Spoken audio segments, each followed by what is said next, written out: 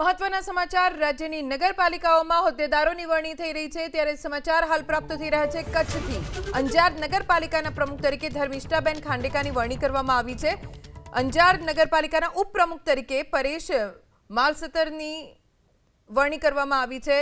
નગરપાલિકાના કારોબારી ચેરમેન તરીકે પ્રકાશ લોધરિયા, શાસક પક્ષના નેતા તરીકે આશીષ કુદવાણી અને નગરપાલિકાના દંડક તરીકે ગિરીશ પરમારની વરણી કરવામાં આવી છે।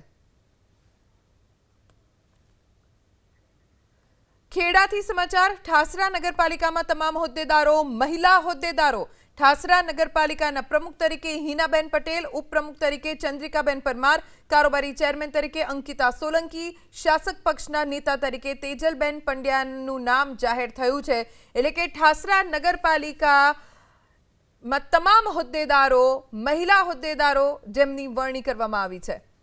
ખેડાની કઠલાલ નગરપાલિકાની વાત કરીએ, પ્રમુખ તરીકે ટ્વિંકલ શાહની વરણી કરવામાં આવી છે। ઉપપ્રમુખ તરીકે વિષ્ણુભાઈ પરમારની વરણી કરવામાં આવી છે। કઠલાલ નગરપાલિકાના કારોબારી ચેરમેન તરીકે સચિન જોશીની વરણી કરવામાં આવી છે। આ તરફ મોરબીની ટંકારા નગરપાલિકા, જ્યાં પ્રમુખ તરીકે પંકજ કારેલિયા અને ઉપપ્રમુખ તરીકે સરોજબેન ખોખાણીની વરણી કરવામાં આવી છે।